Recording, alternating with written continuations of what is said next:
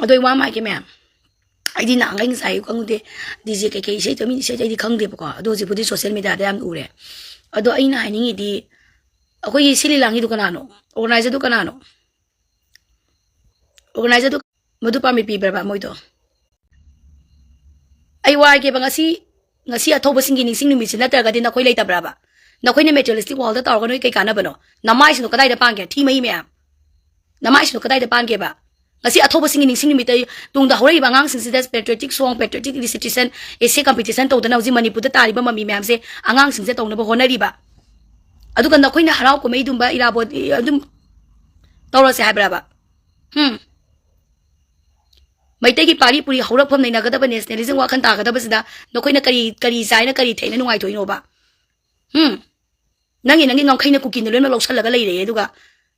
noi nga sin pi ama du na tori ba mong du ma enjoy to ma sin ta ya da bra ma sili lang ni bonte enjoy to bu du sam la dum to ga loi re na ta ma ka hem ba enjoy to du kai gi no ba nga sin ta ya da bra ba na khoi do nga sin ta na khoi do lei tra bra ngasi na tagadi noi patriotic day ni misida ngasi na tati lai tabra ba nokhoi ki mama mapa du na nokhoi ki mama baba du na noi amta tapi tambi tabra ba ngasi athoba singi 13 August ni khang tabra ba na khoi 13 August da 13 August thawai legi draba mayam du ning sing ban numit adu gi ni atama santi du na ingna singna le mai ka le ka tam dana kotana ima ka ya na ngasi release chali ba ngasi athoba singi ning sing numi sida akoi kari gomba ipurup ki damakta blood donation ka ya ma donor to ki ka ma towi blood organ donor ka ya ma ngasi kai kum na bu uli athoba singi ning sing numi sida ipai puna thambira ba mayam tugi ning sing bani bina no ko society da kana ba ma tawri ba housing ngam khai tel noi trobung dam da salu sura ba ha e DJ sili ba mi to kana no ga waisana ba me kana no ro bodu kai ben party no moy RK sen to bi waisana je yo moi trobung ya phausa kai kai tu da len ga da bane moy len ga da bane moy thi mai mayam to khanga ba sidai mai te gi snow ibung ipa mayam da tu min le bi do re ba sili ba lang ni organization da ko kapio ba ko ka da bane maduana nupi moy na dog style da kan nikaya nong gai da na kan ma side mari de hey laung da na akoi nupi na bu nupi ha ba si nu ya karam na nupi na bu to di to inu pa na to di na ngang ngau ri ba mayam ma patriotic son na koi na DJ to da na nik da drink to na kari mari sa na ri ga ba ni da noi ngasi na to ni to ni bi to ba to ge ba noi 15 August noi to 15 August 15 August ta to ro ba noi 15 August ni to mai na to go do ra ba noi India ki independence fang mani mit ni to mai na to do ra ba namai sin to ka da pan ge ba na ko ngasi ni misda haurei ba angang mayam sareng ti dana the citizen cabinet to dana athoba sing ni sing ni misda makhan makha kaya mathil kaya society da pa thabak to na ba ke da ta hai ri ba moi ngasi 13 August ni ngam khai gi da makta matama ngam khai gi da makta adu kuma ba athoba mayam to thawai na kon ta pi gi ba na ba sa na koi na kok tu da santhia ma na kok tu da ni kawe ba noi na koi ki materialistic world da to ga ki ka na do na ba ni da noi minai ni minai ko ji minai ji ni thi bu du maya madu da yauri ba lo mak tu ne ngang gi se sile ba ko lai sin ko na no madu ko ka da ba ne madu 13 August ni misida adu ma ta udra ga di moi gi me gi thatu so moi ji jagoi sabang am dori ba third me de su ne moi di ne isai sabang am dori ba chi puari o heuren kala ji moi di third me de moi di saring do ma sa dori ba 13 August da khoi mai tai ke ya tha ipai pu ke athoba kyam si ge ba sa ma khoi khang de ba 13 August da moi athoba kyam si ge ba sa khang da ba ne ba du di August around do is athoba kyam si ge ba sa kyam so ki ge ba sa moi khang da ba ne ba mi gi tarik ahum de moi shop to moi di kaw gi ni ba moi matam khare ga moi kaw ni ba thi mai akoi ji kai le minai ni minai akoi ni mu ji minai ni ne na pa na pu kala na pa na pu la ga kan bini le no khoi ji ja ha kala na pa na pu la ga ni kan bini le ri bra ba kem da ko mai kai khudi mak do la ko se le ban block to ba ha ka da petrol da thau ki u lem na ri ba tilo gi ban block ma national highway block to ba da thipong san ni ba tilo sanam tilo alu le ta ba matam ji da noi na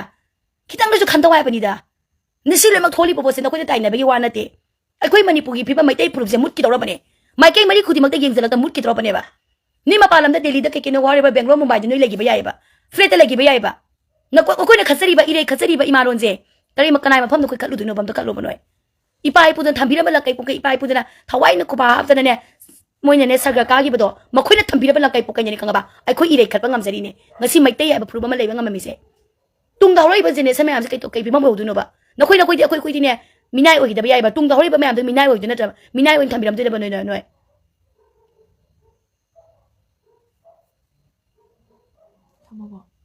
tham de bai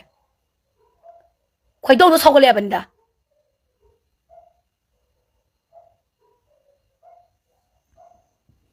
ngasi ima kaya na lili sa liba anga masa kaya na saring thi ba moi mami tu u da bra ba moi mana do ta da bra ba mami tu ko thoga chingdala ga I uhal wai ba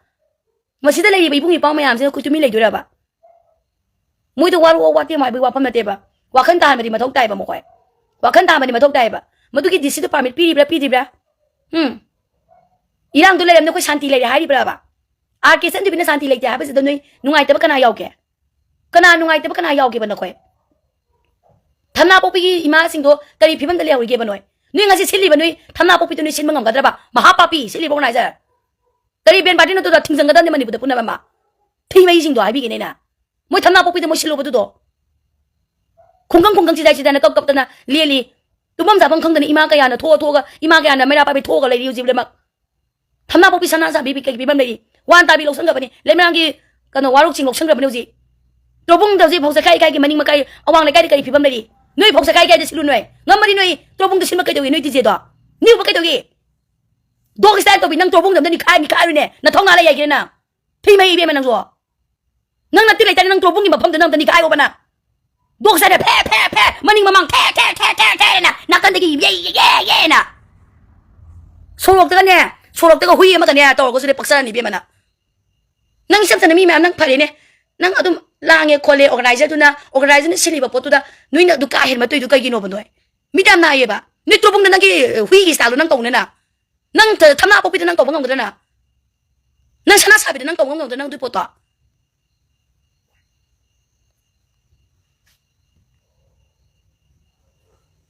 adu de le ba koli bi mai bin ma tu na yari bra ba imai bin mera pa bi tu organizer tu na yari bra ba kana gi pa wa kana gi thu ta tori ban ba ma du poto moi petuti sarong isai sa tana kotan to ka sukai dina adu bo aina ba dina ko ki DJ do nik podo ngasi na ta suka sukai di mina kanang kyang ngwa ba ni da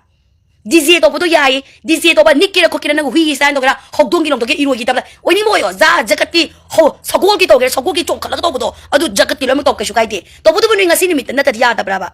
ngasi ni mis na ta di no ya da bra ba ngasi ni mit no na tori ba no gi tori ba na khoi ulai ba thong na ta pa di na khoi nationalism like de na khoi the patriotism wa khalai ta ba ne ba na khoi the responsibility sense of patriotism like ta ba ni sense of no responsibility duty like ta ba ne ba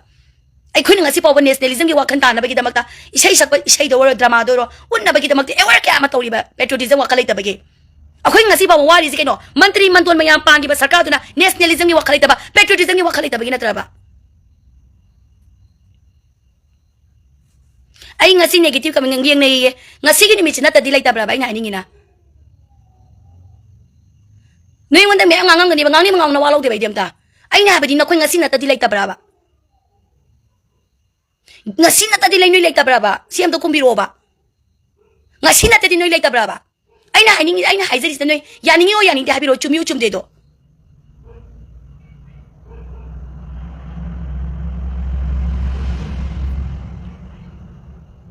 ngasi na ta di na khoi lai ta bra ba ngasi akhoi gi mantri manton MLA kaya na ma akhoi shoi rei se akhoi gi patriotism wa khal lai ta ba nationalism gi wa khan mang ak pagi ne ba akhoi ne prithvi di dum sense to ko ne ba akhoi gi identity se akhoi gi identity se who am I ba se akhoi kawi da ba ne ba akhoi gi identity se akhoi ngak ka da ba ne ba prithvi sense to ka ni matangi na sense to ka ni matangi na sense to ka ai gi identity horak pam se ai ningjang ga da ba ne ba ngasi kari akhoi na lining thok sana mai kari la di ba no ba imoi nu kari gi khoiram mi ba no ba na koi ko mo ba kari imo nu khurumi bano kari laning to sana mai lani bano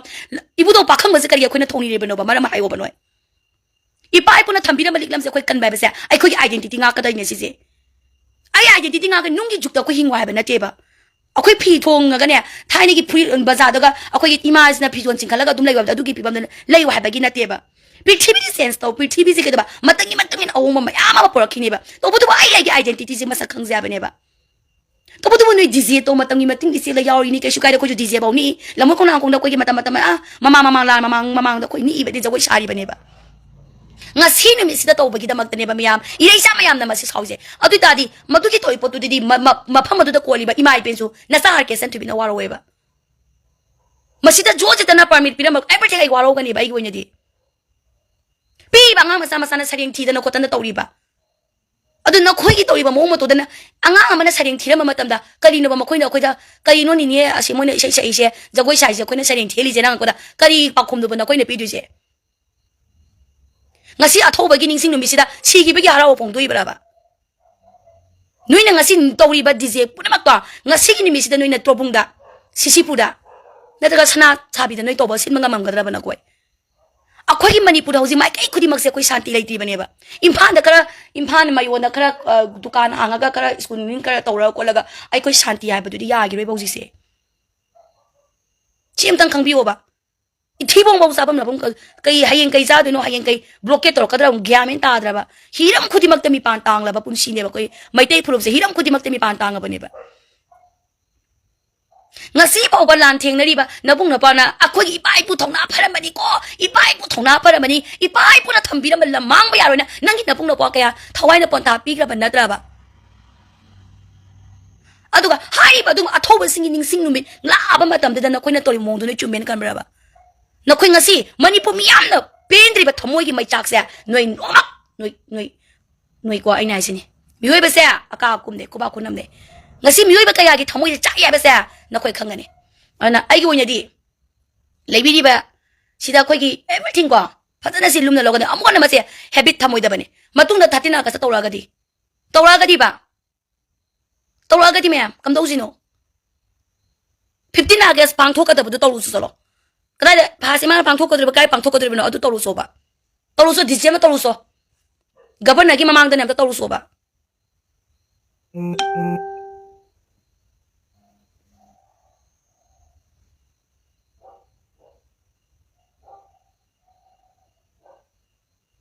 akhoi di albi khong ba khoi khong di khoi di bai nu sala ka khong bo ani isai ma sili ai din ngasai nung din isai sili kadai da no khoi sili khong de ba akhoi di soma kanda organ body organ donor to bagi blood donor to ba mayam mana adi soma kanda lekai club khudingi sareng isai ai yamba gi masa ese competition tawe ai gi manipur je kamdong na aphaba oira kani habi ese competition tawe madu gi kok thadari ngai akhoi nga ahing tumde kok thadari kamaina ang bikhaba class 6 dagina 8 pau bagi da ese competition ma pangtwe tabi umya hui saraga ni ibani pinau tabi o angang se class 6 neba better manipur amo oina bagi damakta angang sida kari mami tahan kani ga bada akhoi ngang ni mini tum de ba suktum tum de akhoi je sumai na corruption is na kari no unbiased is na everything tak na social issues na kari no kanga ba economic issue thoi je kari no kanga ba political issues je tuk na kanga ba angang masa sida lakat thatin aga sigi akhoi sida ko wali ngai sida akhoi ni mini ni sia angang masa me am se ta e bai di ana ai modu gi kari invitation kari ka ko kang de ba mo isai program nei khang de ba isai de khoi ni sam sam isai ama song competition me am tawri citizen competition me am tawri ba ngaji je adu gi pote isai khoi ni khang de mo smana dj smana tawe ji di seng na ge ba gi na me am ma khang moi ba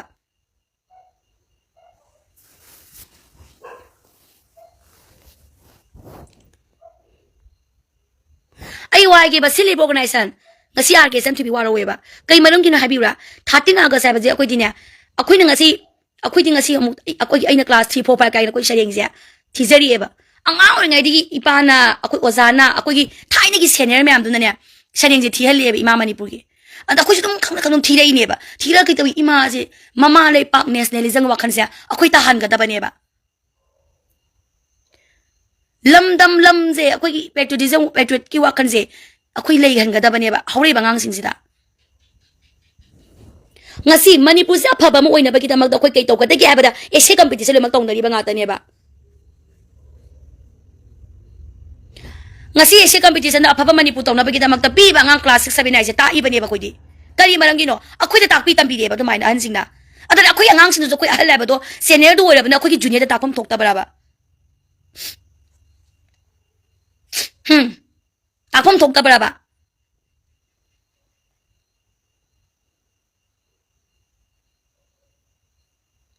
materialistic world da tawba ja ya over way gare ngasi ni oira mano ba ka shukai de ba adu da nupi oi bisi ai wa ge ba mana hui gi style to bo ai du dai na ka lo ba gi wa na te ba ai ju ko hui de gi hen dok ta na lam hui gi ba ko ju acting to ba ngam gani ba wari bu ba to bu magi tawri ba phaja pham gi ma pham lai gani ba bar gum ba da ko close bar gum ba da aduga ꯋꯥꯗꯒꯤ ꯖ꯭ꯔꯦ ꯔꯥꯎꯟ ꯇꯧꯔꯒ ꯔꯤꯡꯒꯨꯝꯕꯗ ꯐꯖꯒꯅꯤꯕ WW ꯇꯧꯔꯦ ꯋꯥꯜꯒꯤ WW ꯇꯧꯕꯒꯨꯝꯗ ꯐꯖꯒꯅꯤꯕ ꯃꯥꯒꯤ ꯁ꯭ꯇꯥꯏꯜꯗꯣ ꯇꯧꯕꯗꯕꯨ 이베마 레샤비 ngasi nangi athauba singi akhoi athauba singi ning sinu mitane nang nang hui gi tobodo madugi ni mayam sei ri ngasi ki ni minatra ga su eni nang dj toba matamda nupi man adumaina toraga yungo ba nupa mana hui gi thekta ri du da gik long na ni laga salamo nang adu da kana da no nang tai na ru du sha crime adu di ipak ta paksa ga da irei man le sin na kausing tawslak ta bane irei man election na kausing kay dung tasiloi irei nang election laga leireba kausing man napsalak matam dadi nang kausing do phana bo na bada nang irang amu saga kanine haro ga isam na wi gi thi ingai matam da mana kausalak bani haiduneba adu to go na matungda hidak to thangmin re yu thangmin re long drive chale gari manung da arkwek tawre crime oi nupa do phabi hoina police complaint lak ta banati section loina ise enjoy to goda bani ai right enjoy to goda bani punamak mafam amadi matam layeba mafam amadi matam layeba khanga ba mafam amadi matam irei man election na ne kausing kai to kana tawsalo ni sema kango pende ngasi gi silip organization ko ai pende ngasi gi da yawi ba employee mak irei sa ai pende nungai ta ba phawe bai na khudi toriyo potwa trobung phok sakai khai da tolma gadi thamoi ji pelam gadra isa ngamme budo amtang simbiu na adu ganda da santi oi dune shishipuda trobungda sana sabida waro chingda koktuk kadang banda koktuki chingduda dj sei silaka da santi oi haibegi mingthon do laira kadra ha khallo mayam zo sana sabida noina dj do silu biya bra banoi ya halakadro adu kalo adu kadai di santi no ba amtang organizer thongna ba ya nang ayamak sana sabi da nang silo oi tabra organizer adu ga hui gi start tori bani pilor mak amadi nu pa mak ngasi yaw bel mak noi hayamak sana sabi da noi silo madu ki damak da noi thoklo ai ga waishana si adu akoi sana sabi da sinje ge ba do noi darkas tha salu siega madu ki damak ai lambi tak bi noi sana sabi gi 1 kilometer 1 tabi da salu silao sana sabi se akoi mai tei lady ba ko kem pakha kano sana sabi khundane dj torga ne amtang ni khai ru semta thoklo natik na thongna le dine thoklo adung kana noi gi nagundo khanga da bane na moi thatina ka se kawra male ba moi wa gi ni asuma mayam ma le ra ma ba se ai mangbo mangude aduna akoi gi aram bai tengon adagi manungi mapangi adagi mayai gi maitei snausing noi ne kun ngak pato makoi ne dj do de yawi nupi amadi nupa do ne exchange samta tobio please exchange samta tong na se noi du ngam gadra nyawi ba ngasi gi dj do da ni khai ba mem do ngasi ni khai ba mem do noi loin mak law ai gi nakta ai sibok challenge to ke adu ai ne ma phampi ke koktu kadang ban sugunu sero ko maya thong lambi ithamoi nang puren sana sabi seng mai rom lady ba mai kai mari maksud ne nakoi law hapta ani leise hapta ani leise noi hapta matang leise noi adu is direct friend noi gi group to na do make sense tong na ba noi tu ngam gadra noi tu ngam gadra ba noi ngasi silipati si organizer noi tu ngam gadra kangchupta phaying ching khunauda tairen pokpi da sangai tingi sing ma tondu da noi exchange tong na si noi ngam gadra noi shiari se kari no maram di na khoi 12 August athoba sing ning sing nu bisa noi noi gi santhi ha ba na kok tu da ne tumba ho bu da sang dre ba khang dre aduna takpadi ngam khai da lan thong na ri ba sa na khoi khang dai ba ka mana ni ba khoi di phei mai sing na mai yu kai khang da ba na tik lai ba RK san bi wai sin si chili bo na jama am do noi adugi isegi bel len ma ko isi naw na athuba matam da na chana request to jage athuba matam da madugi matik cha ba ko ma matik cha ba ma punishment pibiu fu se yu kholo ba na te 13 August pu ikai khumna da bai ba se Manipur gi maitei purpu ikai khumna da bane madu gi ben party do mayam yani yani de madu gi silib organize do maitei gi athoba sing ning sing numis na ma na ngasi tawri ba moine silib do DJ do ni khai ba do maitei phuruki liklam gi ichel purma ko man usitya bane yandai ko irang sa kapai wanate phuruk singam usitya bane ma khongjom nimit ma ya bra ma khongjom nimit ma sin ba ya bra ma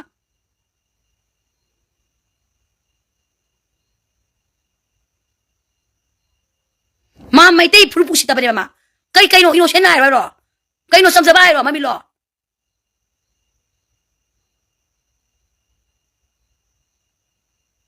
zagoi aina zagoi sabado ngasi sabro e thibudru thimai gadhala ba aina zagoi sabado athoba sing bizai zagoi theubra ba ha nei me am zagoi sai kai no reels ke zagoi me am sa nei kai no athoba ni misida ai do hui dong nai do ni ubra hang bani ne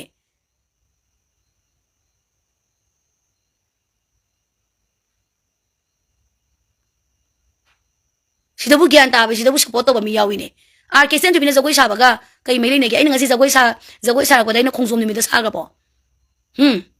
sawo maitai dance competition maitai zagoi sa ye sawo thangi thago thago jagoi to thangi sidabu mari ye ken tholi ba kok sing ni ne innocent aya bra do mana maitai propune usita bane ma itik yaw da ba koi moidu be ben party do itik yaw da ba sili langi bozu itik yaw da ba morality khang da ba hawrak pham khang da ba masagi mapana mapuna kauk thopa ai wai ge mayam da haizege jo chetana ne prithvi mapam salu so nangi hawrak pham i hawrak pham nangi identity ne noi kaw gono khanga ba noi kaw gono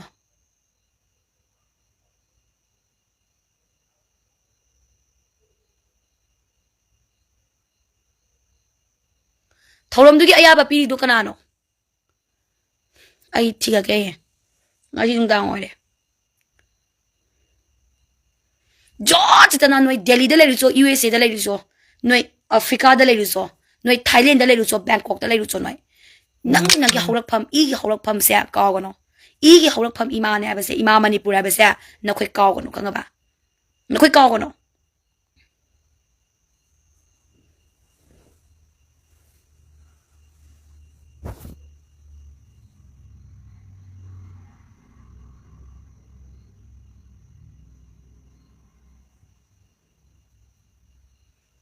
aina mi ama warak pagi iti wai de ai voice lauk jabani ai di apel jabani no imau batung da mo na innocent bien abra ai abra du togonu matung da ko dugumba ithik yauk da morality down chapa dugumba togonu sililani bodu togonu nupi mayam ni iba mayam du togonu ko nangi hawra pam khangu ko third May je koi se lan jil program matung da akoi third May observation lak pu yai like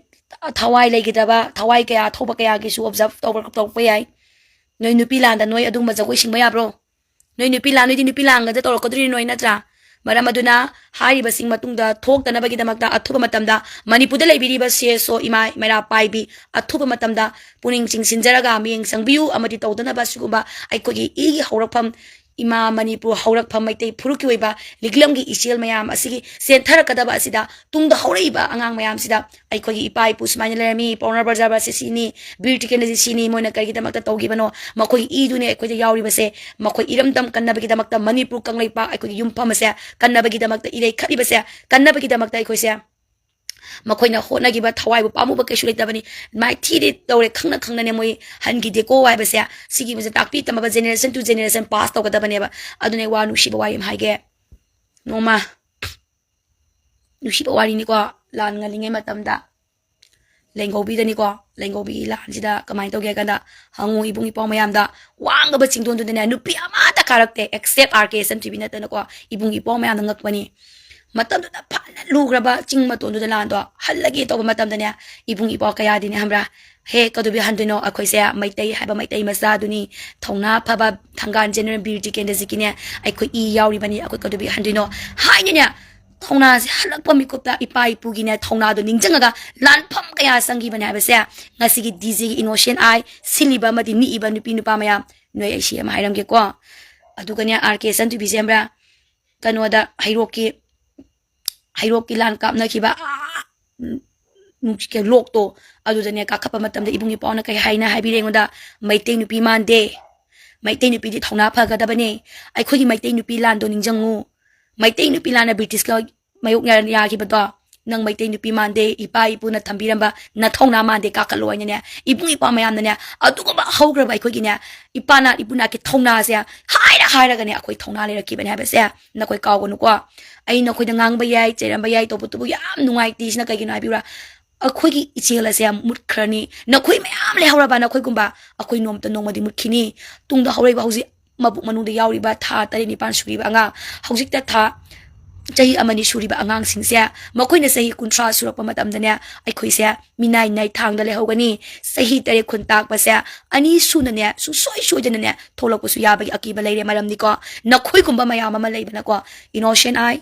RK san tibi na ngangi se noi moi share to ko ngasi hai basi dine tarau hum do aga se do mai na khogi eni mapam landa lang thing da ngam khai gi landa ne ibung ipo mayam se ne thongna se do ma no wa hai se lira ko je thongna se phaiye ba yan dar ba hango lengo bi ching ma thak tu da ne isan tibi ni pi than da ni ka nga ba senjam chirang gi landu da ne nupi a manu changi se ai than da ne ate ai u de ko nupi oina public oina chacha ba se ate di nupa nga ta ne ngan tai ko adagi di akhogi hairok ta lok amale na nushi kanam hai ba do adugi chali ba do ai ju haksang noi ai haksang noi pukhau santi puki chinga ama ton da ne chalu ba do ai haksang noi ba to bu tu ibung ipa mayam da ni ipana ipuna ke thona do lira ga ne ai khoi se thona ha pe ba na khoi gumba mayam lei ba ni ko leira khini ai khangi ai thajai mayam ama leiram ni sahi tare khun tak pa do thok pa matam da ni ne na khoi gi nabung na pa mayam se khut te leng ga ne chinga ga pu ba de handak tin na te ko nangi nupi manipur da maitei nupi mayam se khanga ba sorok tane ikai khumna ba se loina manghan ga doini sidege na sathi bani ko chahi tare khun tak pado ado mayam wari ni ko hari chandra do hayang kaw kani tai tara hayang kaw ka doini ko ado mayam yeng biyo ai adu su haija ke ko sahi tare khun tak pa hari chandra hira chandra adur gi done kaw ka doini hayang ko adugum laba ipana ipuna na thambiram ba nationalism ki film dine mayam na kaya yeng na de ai sing na ji ni ko adungba film tu na koina focus tawri ko khenari se adungba film tu na koina focus tawe ba ko maya ko chahi tare khunta pagi mami duni hayeng MFD kano da ka ko se ko na koina khali se santi lege na khanbra ba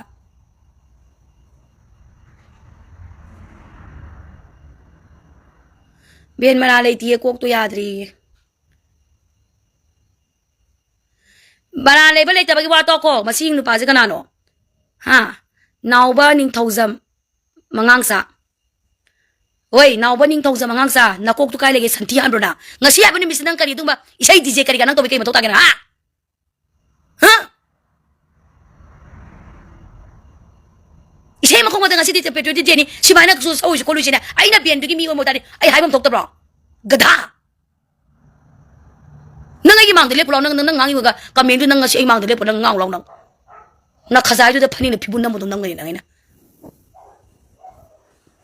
min ngang sai ngang gi ta de ba nang gi du na kok tu na ni ne mo pa om na phong na di ja khoi ma se ngasi ya bani mi ta nang jo se ta nang du to ga bro na ja koi ni pa du ba DJ se sa ba ko mo ko ba du ma am da ya de kong mo lai bang ning bi seng kong sering ma tira mo se ma sang abu na kok tu kai le ge na ngasi nang kai ni mi nang khang na ha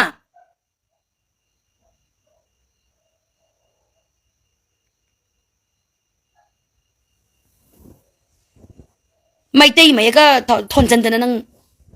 maitei mai ga san thon chan da nang nang na ming do pa ba nang oi a ke san bi bengali da ne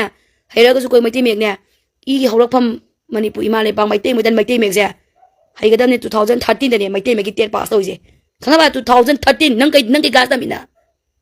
2013 no koi maitei mai pass to ni 14 15 16 17 18 19 20 21 22 24 sei tala gi mamang da koi maitei mai pass to ra ba ai maitei mai ta ma ko na te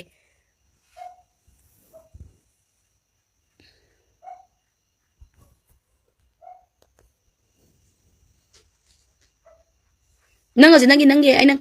i ka khala ka ni da tabi ro mayang ko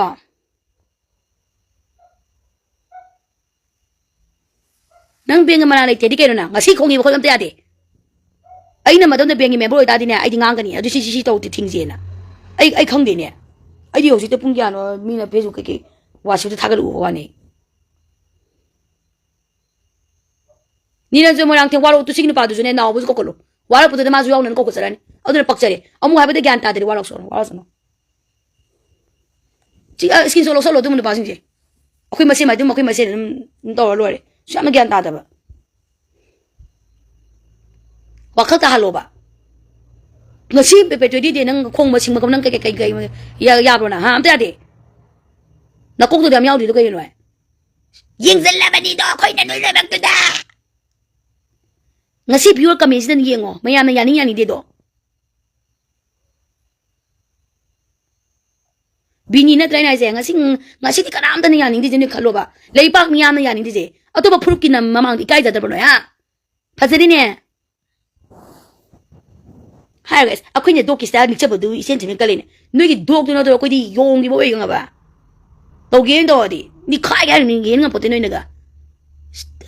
to bu ngasi hai ni ba main point di ngasi ni min na tra di ya tra ba ang bane ngasi ki ni mi sen na tra di ya da bra ang bane ngasi ki ni min na ta ba no to pa da do enjoy to ro mo ba chumi koi nai se mem ya ni ko ngasi ki ni mi te noi na to ri bo di noi na sa gi haurak phom kang de nangi leipak ning ba gi nu shi ba gi mami u de ba ne ai je leibang ningi imanushi na imanushi ne imagi sora du da macha mo ina nang mapalam du leban nataba yum da leina nang mama magi nang sora yaudra gadi kari wan to lege mama magi siba da nang lei manam kat da gadi nang kai wan to lege ba yani ko adu ka chama ne ba mai dudi na khoi dudi ngasi ba ni misen na ta dia da bra hang bani ba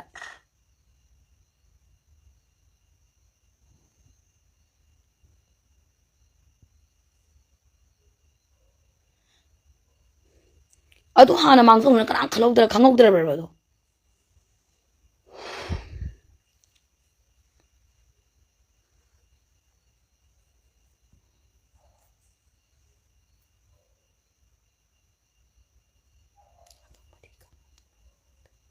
kaino nang na naw ba nang hai ni du kaino nang akhoi nang asi ngang ise gadha taw athob sing ning sing mi si da nang dj gi ben khong isu ya dem ta amata ya de ben khong yo organization to ge guitar ko ma ji ya khong ba dom ta ya de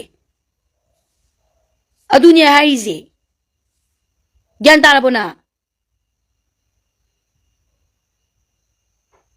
sakta ni na mani pu da le nangi naram dam na ma kai khudi mak de yeng na bo shalaga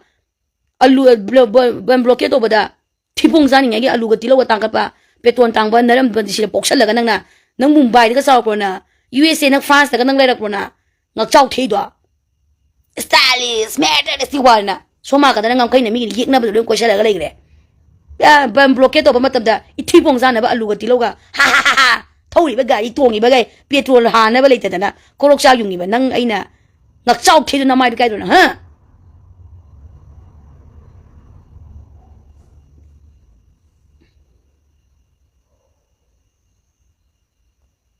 yani dia lemak ni mani pudala liba menteri dagi MLA dagi chief minister ga congress party BJP party loina mak ni mai kai khudi mang yekna ban loina mak question laga legre ban blockade to ba matam da isagi hiram khudi mak te mi ban tanga ba puru bai koina kadai no koina kano to ringak jaw te ko duje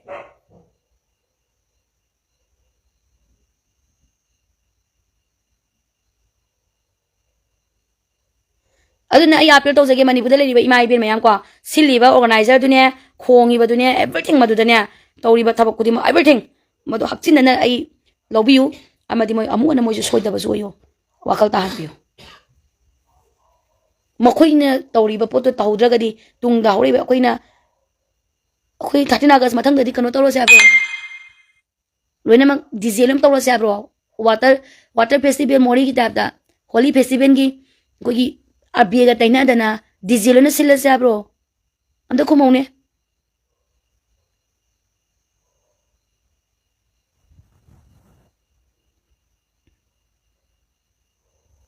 aigi live se isai salu ba mi kyam yaw kya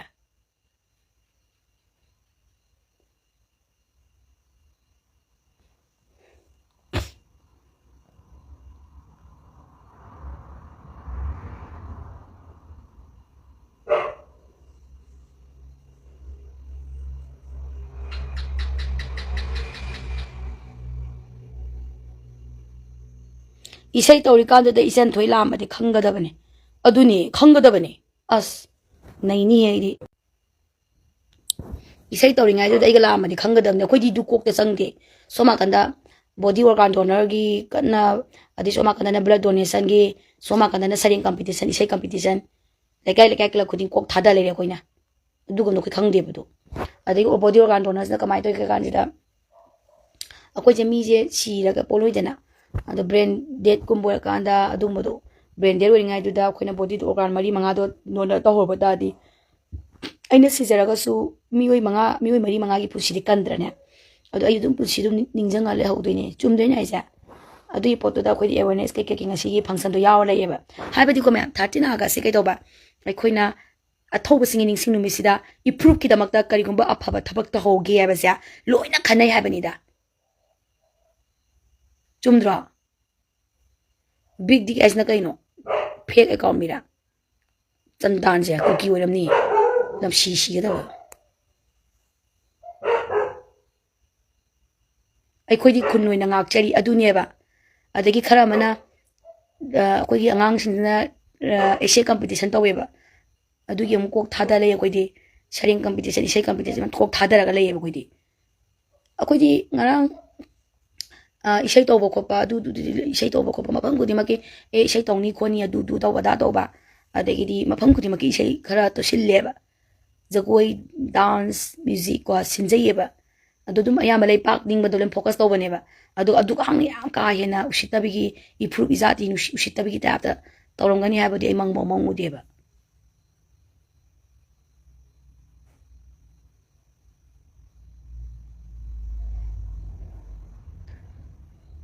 khangde kine sai biri sinena mamai silliba bien dune organizer dune khongi ba musician dune adagi di musician dune ni nukni de adagi di nikhaikhiba mayam du ne noi ngasi maitei furu mayam ne nungai ti ba sa noi lem namak noi akoi mayam nungai ti je lem na mamang ni ka khali ro noi ha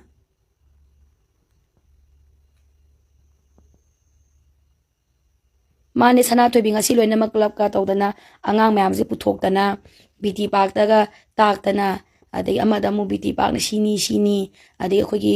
ya school gi de su tak dana khotana mafam kudi makilam saline aduga tawraga imang asiri ri satro imam mayama yawani sei taraga moya di ki ka tawe mayam khoi di khongjom de su khangam roi adugi saiba musician ga do paisa phangam ga moy paisa phangam du male paisa gi damak ta ne adugi musician mayam do organizer mayam do mayam wam dai jagi paisa gi damak ta marup yon thokada ba paisa gi damak ta manipur yon thokada ba paisa gi damak ta improve yon thokada ba paisa gi damak ta athoba ka yabu ne ikai ba pi ga da ba ne mi nga ta ne sima thajoi nai je ko paisa gi damak ta ne paisa kyam pangin ne mamai ju ne changa sa pin namjan laga ne namjan ga da ne moy yani de paisa ne ba doi do musician ka thonjalaga modugi mama mapa sing duna kai bu to jano moi ahlam duna ai gi sa goramo mayam yani ni moi pesa phangam ni pesa tusilai pesa tok dro moi do pesa ka phangam bari na ma phru maza ti yon thok dri be moi igai phru na nganga de moi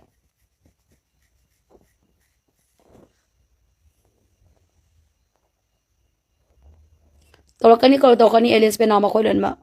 mathang Jadi Manipur Sarkar kai habi duri bano Manipur Sarkar kai habi duri bano ba peace rally ma sakya ta di loin police ke ngak na kota na tinga kani pami pipi da ba Manipur Sarkar na kari ngasi honorable chief minister manti mayam na biti da ikai ba khumna ba ulu badugi aduga sama kana nagi praja tangkhai mana ikai na khoi ni ikai khumna ba uli ba ma khoi na mangali badudi sarkar gi ma ke digi kai habi ba sarkar gi ma ke digi appeal sal roi draw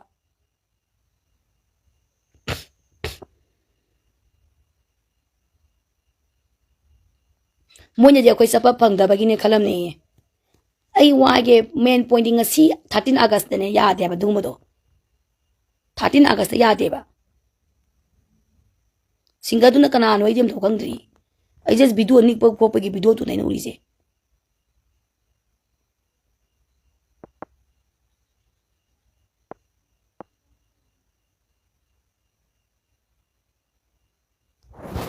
Nipi masama kapsan raga mai khumjal laga singto pagi video thokle aduga comment da tawsan na binina.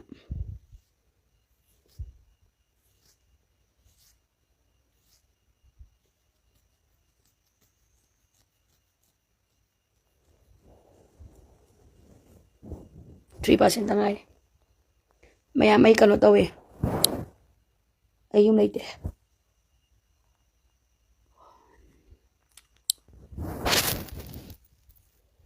Wakan kita nungairaga ngasi athobo singini sing numisida gaino ko iram dami ke keno khana gen dawbane. Maha papi mo ko video do ur bodi ngangi ne.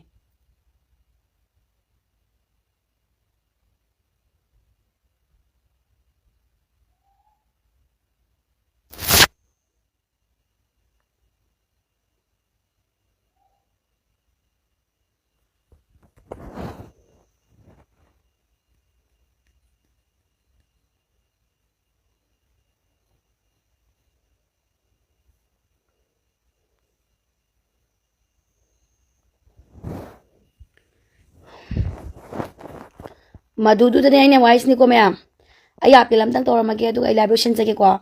Ay apil am tong wise jage Manipur gi CSO Civil Organization Student Organization Manipur gi ima ibel amadi akhoi gi ibungi po maitei isinau athoba nongsa eti gi ibungi po punama epuni sinjeraga wapama matang hajeram ke. Ngasi gi nimita saiba saisakpa khongiba musician siliba organizer mayam punamak ado wakhan tahan ningbagi apamba ai khaktagi wanate Manipur miyam na ni lei habase thamjage maramdi ai khoigi haurakpham I haurakpham kaukslakpagi mami ado atungi generation da mami tabana aduki matik ai koida anti social weba image ama oiherle